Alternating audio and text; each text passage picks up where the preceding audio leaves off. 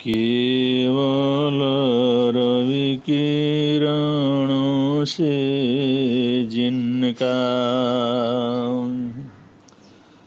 संपूर्ण प्रकाशित है अंतर, उनकी वाणी में होता है तत्वों का सुंदरतम दर्शन। सत्य दर्शन बोध चारित्र पथ पर अविरल जो बढ़ते हैं मुनिगण।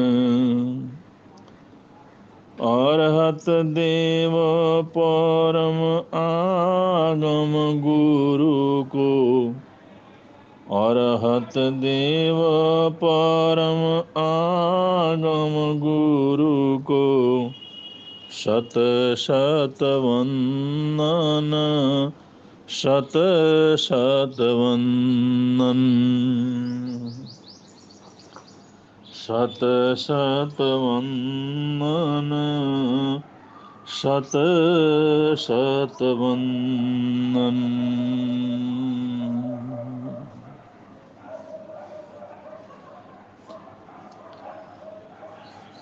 सफलता और असफलता, जीत और हार, दुख और सुख, अनुकूलता और प्रतिकूलता, ये सारे एक ही सिक्के के दो पहलू हैं।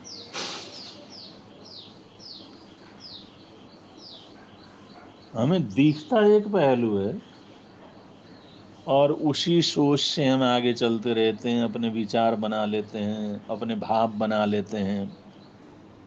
लेकिन वास्तविकता ये है कि इन दोनों विपरीत जो अवस्थाएं हैं वो साथ साथ चलते हैं, एक ही सिक्के के दो पहलू हैं। आगे सफलता है तो पीछे असफलताएं भी, आगे सफलता है, असफलता है तो पीछे सफलताएं भी, आगे दुख दिखाई देता है तो पीछे सुख भी है, अगर सुख दिखाई देता है तो दुख भी है।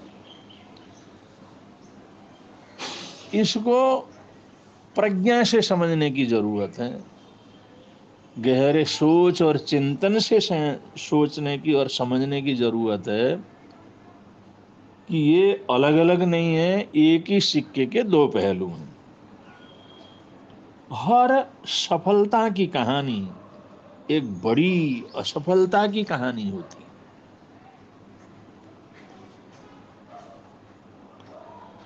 असफलता सफलता का मार्ग प्रशस्त करती है।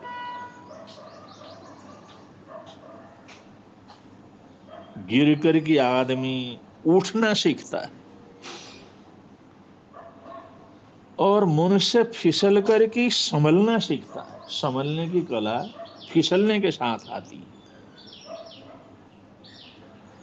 लोग सिक्के का एक ही पहलू देखते हैं, लेकिन उसका दूसरा पहलू अनिवार्य रूप से उसके नीचे दबा हुआ रहता है, पीठ पीछे रहता है। उसको भी नहीं भूलना चाहिए। एक दिन ऊंचा सुनने वाला एक 4-5 साल का बच्चा, जिसको बड़ी ऊंची सुनाई देता था, अपनी जेब में टीचर के द्वारा लिखे हुए एक नोट के साथ घर पहुंचा।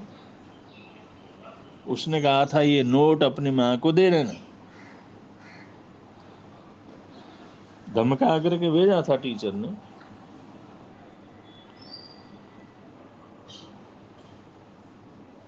और उस लड़के की माँ ने जिस समय उस नोट को देखा,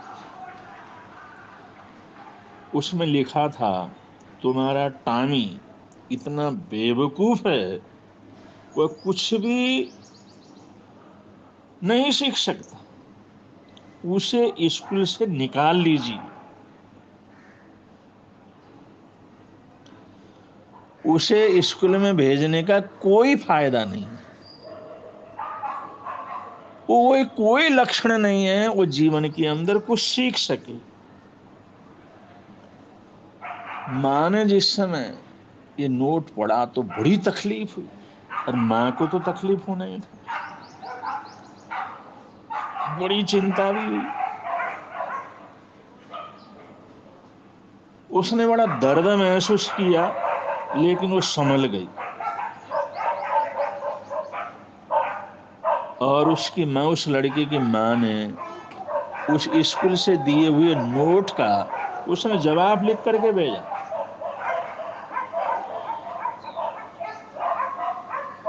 उन्होंने जवाब लिख करके भेजा, मेरा टॉमी बेवकूफ है, ये आपकी गलतफहमी है।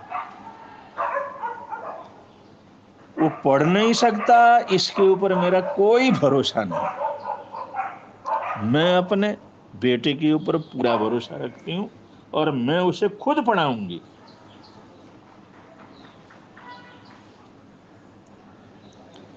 इसी संकल्प के साथ वो अपने बच्चे का, उसकी पढ़ाई, उसका संरक्षण, उसका पालन पोषण उस माँ ने अपने हाथ में लिया। और वही लड़का बड़ा होकर के एक महान थॉमस एडिसन बना। थॉमस एडिसन, ये वही बच्चा था जिसको स्कूल से निकाल दिया था, ये कह करके भी ये पढ़ नहीं सकता। थॉमस एडिसन ने सिर्फ 3 महीने स्कूल की पढ़ाई की थी, क्योंकि बचपन से ही ऊंचा सुनते थे। एक बार को कई कई बार उनको कहना पड़ता था।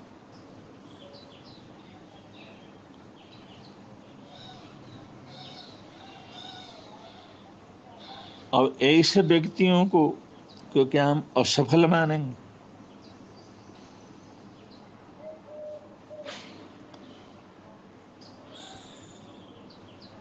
सफल लोग मुसीबतों के बावजूद सफल होते हैं।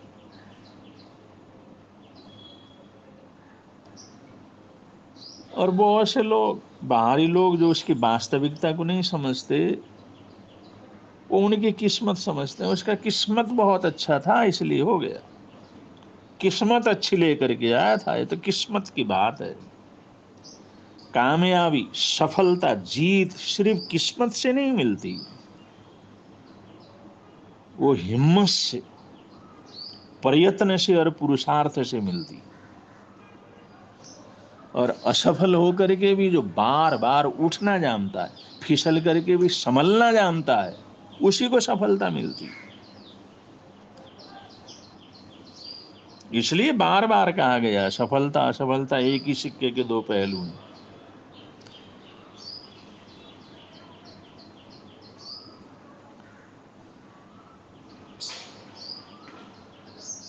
बहुत से लोग गिर कर उठना जानते हैं, फिसल कर संभलना जानते हैं।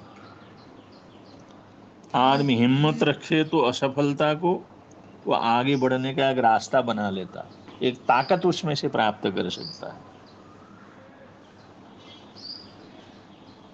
ऐसे लोगों की बहुत बड़ी फरिश्त है। हम इतिहास को पढ़ते हैं, आज के समाज में भी अगर हम देखते हैं, आज के बड़े बड़े अधिकारियों को देखते हैं, तो उनके जीवन में भी इस प्रकार की बहुत सी घटनाएं हमारे को मिलती। आज भी महापुरुषों से खाली नहीं है दुनिया। ऐसे महान लोग आज भी मौजूद हैं, जिनका जीवन हजारों लोगों के लिए उदाहरण हो सकता है, जो हम सबके हीरो हो सकते हैं। ऐसे लोग आज भी मौजूद हैं और ऐसा जीवन जीते हैं जो समाज के लिए, देश के लिए, गरीबों के लिए, जरूरतमंदों के लिए, और अपनी सारी संपदा उसके लिए खर्च भी कर देते हैं, और वीर और बहादुर होते हैं। देश के लिए मरना ही सबसे बड़ी बात नहीं है, देश के लिए जीना भी एक बहुत बड़ी कुर्बानी है।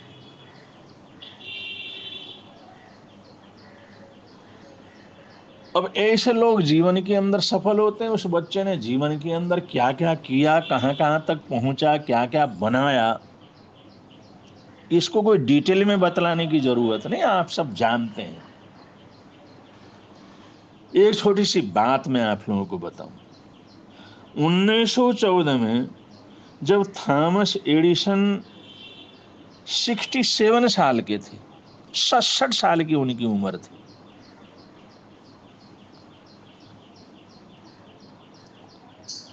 उन्होंने करोड़ों रुपया लगा करके फैक्ट्री बनाई हुई थी, जबरदस्त फैक्ट्री चलती थी और खूब कमाई होती थी। पैसा उसने खूब कमाया, सफल व्यक्ति बना जिंदगी में। अब वो 67 साल की उम्र थी, सारी नौजवानी, सारा जीवन लगा करके उसने फैक्ट्री को बनाया, लेकिन वो करोड़ों की फैक्ट्री आग में जल करके राख हो गई, सब कुछ खाक हो गया, कुछ भी नहीं बचा। और यहां तक कि उस कंपनी की बीमा भी इतना कम था, इतना कम था, ना के बराबर, कुछ नहीं मिला उसको, सब कुछ बर्बाद हो गया।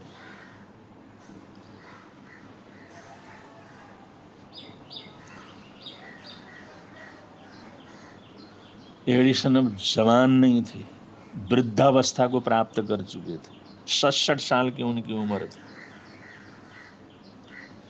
अपनी जिंदगी भर की कमाई, जिंदगी भर की मेहनत, जिंदगी भर की मेहनत का फल अपने सामने आग के लपटों में बिल्कुल ध्वस्त हुआ होता हुआ उन्होंने देखा। हिम्मत करके किसी पत्रकार ने उनसे पूछा, कुछ कहना चाहेंगे, कुछ आप बोलना चाहेंगे? वो पूछने वाला, उसकी हिम्मत नहीं हो रही थी पूछने। उन्होंने कहा, आज कुछ कहना चाहेंगे आप? तो थॉमस एडिसन ने अपने आप को संभाल करके उन्होंने उस समय बोला, जो कुछ होता है वो अच्छे के लिए होता है। अब ऐसी अवस्था में, ऐसी स्थिति में, ऐसे वातावरण के अंदर ये शब्द, ये लाइन कहना, इससे बड़ा शास्त्र क्या हो सकता है? ये तो तमाम शास्त्रों का निचोड़ है, इससे बड़ा ज्ञान क्या हो सकता है? तमाम ज्ञान का निचोड़ है, इससे बड़ा अनुभव क्या हो सकता है? सारी जिंदगी के अनुभव का निचोड़ है। उन्होंने ऐसी हालात के अंदर जब अपने सामने करोड़ों की फैक्ट्री को जल करके भस्म होते हुए देखा, उन्होंने कहा, जो होता है अच्छे के लिए होता है। हमारी सारी कमियां, हमारे सारे दोष, वो भी इस अग्नि के अंदर जल करके भस्म हो गए हैं।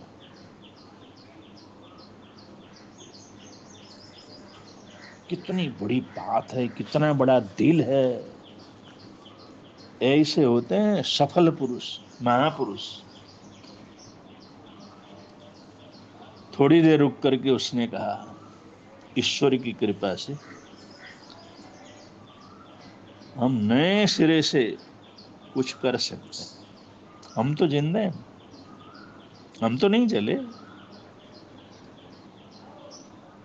हमारी चीज जली है, हमारी फैक्ट्री जली है, हम तो जिंदा हैं। प्रभु ने चाहा, प्रभु की कृपा हुई, तो हम कुछ ना कुछ करके दिखाएंगे। बंधु, ये महापुरुषों के वचन, ये ऐसे लोगों का ऐसे समय के अंदर कहना, यही तो सबसे बड़ा शास्त्र है, यही तो सबसे बड़ा सत्य है, यही तो सम्यक दर्शन है। इतने बड़े हादसे के सिर्फ 3-4 हफ्ते के बाद ही उन्होंने फोनोग्राफ का जो आविष्कार कर लिया। फोनोग्राफ, पहले उसी से तो सुनते थे लोग। फोनोग्राफ कितना प्रसिद्ध हुआ सारी दुनिया में। फोनोग्राफ आप समझते ही हैं।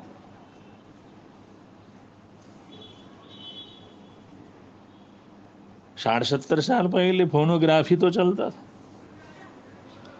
तो उस व्यक्ति ने इस भयंकर हादसे के बाद, करीबन 3-4 हफ्तों के बाद ही उसने फोनोग्राफ का आविष्कार किया और सारी दुनिया को आश्चर्यचकित कर दिया। सारी दुनिया का उनका मनोरंजन किया और सारी दुनिया को एक नई गिफ्ट प्रदान की। आदमी का सोचने का तौर तरीका सकारात्मक हो और जीवन में सहनशीलता हो तो ऐसी महानता जीवन के अंदर आती है। थॉमस एडिसन ने बिजली के बल्ब बनाने का, उसका आविष्कार करने का जब प्रारंभ किया है, प्लान बनाया, भाई इस तरह की एक बिजली तैयार करनी है, बल्ब तैयार करना है जिससे कि सब रोशनी को प्राप्त कर सकें, तो उसके आविष्कार करने में 10,000 बार उसको असफलता का सामना करना पड़ा। 10,000 बार, 10,000 प्रयोग किए, उसके बाद एक बल्ब तैयार हुआ। सारी दुनिया में उसका ही तो प्रयोग करते हैं।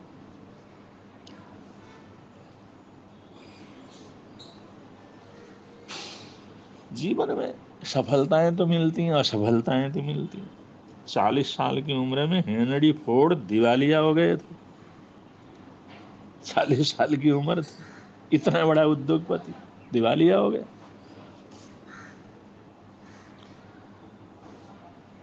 ऐसे लोग हालात के शिकार नहीं होते, उस हालात से ऊपर उठते हैं और उस हालात को बदलना सीखते हैं वो लोग। और डर, भय, शक से तो हमारा दिमाग बंद हो जाता है, उसके अंदर जो ताकत है वो भी बुझने लग जाती है।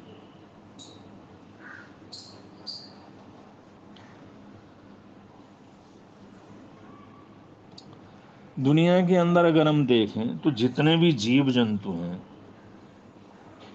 उनमें मनुष्य बहुत मासूम है, बहुत अक्षम है। जब जन्म लेता है तो उसको किसी का सहारा चाहिए।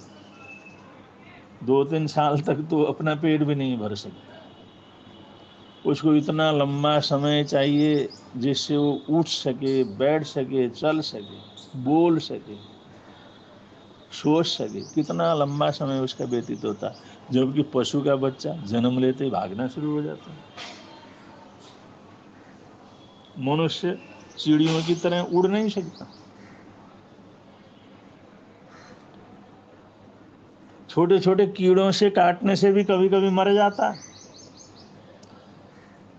चीते की तरह दौड़ नहीं सकता, घड़ियाल की तरह पानी में तैर नहीं सकता, बंदर की तरह एक पेड़ से दूसरे पेड़ में छलांग नहीं लगा सकता। बत्तख की तरह उसकी पैनी दृष्टि, बाज की तरह पैनी दृष्टि उसकी नहीं है। बाघ की तरह मजबूत पंजे और दांत उसके पास नहीं है। शारीरिक रूप से देखा जाए तो मनुष्य ऐसा ही तो है, असहाय है, लाचार है।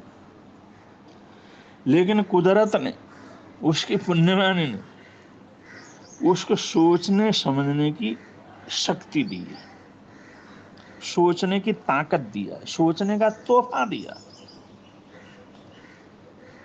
और उस सोचने की ताकत की वजह से आदमी अपने हिसाब से माहौल में ढल सकता है, किसी भी माहौल में अपने आप को ढाल सकता है, किसी माहौल से उभर सकता है, सोच सकता है।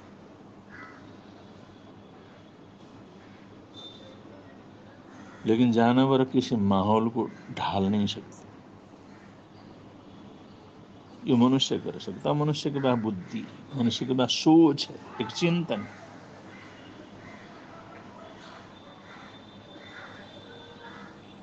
Ability of the think, the ability to think का मूल समझते हैं। एक सोचने की ताकत, विचार करने की ताकत, बौद्धिक ताकत, यही मनुष्य के पास सबसे बड़ी चीज है। और इसी के माध्यम से ही वो सब कुछ कर लेता है। जो जन्मदात जीव जंतु अपनी कला के अंदर माहिर होते हैं, लेकिन सोच करके, विचार करके, प्रयत्न करके मनुष्य वो सब भी कर लेता है।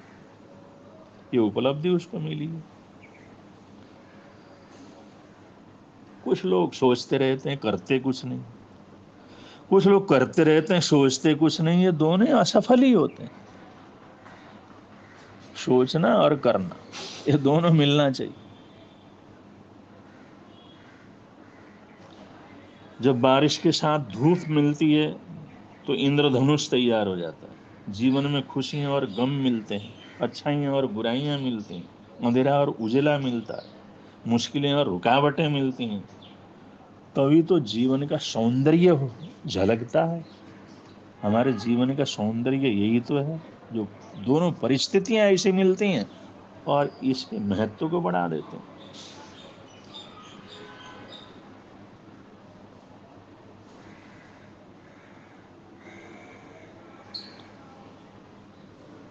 रिचर्ड ब्लेसनिडेन, रिचर्ड ब्लेसनिडेन, इसको भारत की चाय बहुत पसंद थी। वो मरता था भारत की चाय के ऊपर। और उसको भारतीय जो चाय इतनी पसंद थी, और इसने सोचा कि इसको सारी दुनिया में पहुंचाना चाहिए। 1904 में सेंट लुइस वर्ल्ड फेयर में भारतीय चाय का प्रमोट करना उसने सोचा कि भारतीय चाय का सारी दुनिया के अंदर इसका प्रचार हो। उसके लिए उसने सेंट लुइस वर्ल्ड फेयर के अंदर उस उत्सव में उपस्थित हुआ और चाय बनाया। चाय बना करके बैठा। गर्मी बहुत थी, और गर्मी बहुत थी तो कोई भी व्यक्ति उस चाय को चखने के लिए भी तैयार नहीं हुआ, पीने के लिए भी तैयार नहीं। स्टॉल लगा करके बैठा, बैठा का बैठा रह गया, कुछ नहीं हुआ। रात भर सोचता रहा। तरह तरह के ड्रिंक्स हैं वो तो बिक रहे हैं, कोल्ड ड्रिंक्स हैं वो तो बिक रहे हैं, लोग पैसा कमा रहे हैं, चुस्कियां ले ले करके पी रहे हैं। रिचर्ड ब्लेसनिडेन ने देखा, भाई अपना तो बिल्कुल बेड़ा ही गर्क हो गया, अपने को तो कुछ मिला ही नहीं। श्री गणेश ही नहीं हुआ, शुरुआत ही नहीं हुई इसकी। तो उसने सोचते सोचते सोचते उस चाय को चीनी में मिला करके एक ठंडे ड्रिंक के रूप में उसने बनाने की सोची, और उसने चाय बना करके उसको ठंडा करके उसमें चीनी मिला करके उसने चाय को एक कोल्ड ड्रिंक के रूप में तैयार की। और जब उसने उसका प्रमोट करना शुरू किया, एक ने पिया, दूसरे ने पिया, वो ठंडी चाय। अब तो गर्मी चाय चलती, तो ठंडी चाय। तो लोगों ने उस चाय को बहुत पसंद किया, खूब पसंद किया, खूब बिका, खूब उसका प्रमोट हुआ, खूब लोगों ने पिया, दुनिया भर के लोगों ने पिया। उसी दिन से ये दुनिया के अंदर नया ट्रेड, नया नाम शुरू हो गया, कोल्ड टी, ठंडी चाय। कोल्ड टी की परंपरा तभी से चली, शुरुआत हुई। अब ये कुदरत के अंदर तो सब कुछ होते हैं, लेकिन हम अपने सोच से, अपने विचार से उसको किस तरह से प्रयोग करते हैं, उससे कितनी खुशियां लेते हैं, खुशियां बांटते हैं, ये हमारी सोच के ऊपर है। कुदरत ने नींबू दिया है, अब उसको आंख में डाल करके आदमी परेशान भी हो सकता है, आंसू भी बहा सकता है, गालियां भी दे सकता है, और शिकंजी बना करके स्वाद भी ले सकता है। तो ये तो अपने अपने सोच के ऊपर है। भाई सोच की वजह से तो इंसान इतना सफल है, वही तो इसकी परिचय और पहचान है। वे सोच के अभाव में आज ये हजारों वर्ष पहले जानवरों की जो स्थिति थी, आज भी वही है। अब आज बंदर पकड़ने वाले लोग छोटे छोटे मूंग वाले घड़े ले लेते हैं या बक्से ले लेते हैं, उसमें अनाज भर देते हैं, मूंगफली भर देते हैं और उसको मिट्टी के अंदर गाड़ देते हैं। और बंदर जिस समय देखता है जाता है तो उन मूंगफली को, उन दानों को लेने के लिए हाथ को अंदर डालता है। खाली हाथ है तो छोटा सा मुंह है, अंदर चला जाता है, अंदर उस ये दानों को पकड़ लेता है, मुट्ठी भर लेता है, और मुट्ठी भरने के बाद वो हाथ बाहर आता नहीं, इतनी जगह नहीं रहती, बाहर आता नहीं, और वहीं पर इधर उधर हिलता डुलता रहता है, बचने की कोशिश करता है, छूटने की कोशिश करता है, लेकिन हाँ टूट भी जाए लेकिन वो बंदर बच नहीं सकता, वहां पर उस मुट्ठी को पकड़े रखता है। उसमें इतनी सोच नहीं है, इतना चिंतन नहीं है कि भाई ये मुट्ठी बंद होने की वजह से मैं फंसा हुआ हूं, इस मुट्ठी को खोल दूं, इस मुट्ठी को खोल दूं। अगर इतना सोच उसके अंदर होता तो एक भी बंदर पकड़ में नहीं आता, ये भी मनुष्य की तरह विकास कर गए होते। लेकिन सोच का अभाव है, पशुओं में सोच का, चिंतन का, निर्णय का अभाव होता है। होता तो है लेकिन जितना मनुष्य के अंदर है उतना नहीं है, इसलिए जो है ये मनुष्य सफल होता है। चिंतन की एक अद्भुत गिफ्ट उसको मिला हुआ है, उसका उपयोग उसको ज़्यादा से ज़्यादा करना चाहिए। जो ऐसा करेंगे यहाँ भी आनंद रहेगा, प्रभव के अंदर भी आनंद रहेगा। इन्हीं मंगल कामनाओं के साथ, सद्भावनाओं के साथ अपने विचारों को विराम दे रहे हैं। बोलिए भगवान महावीर स्वामी की जय।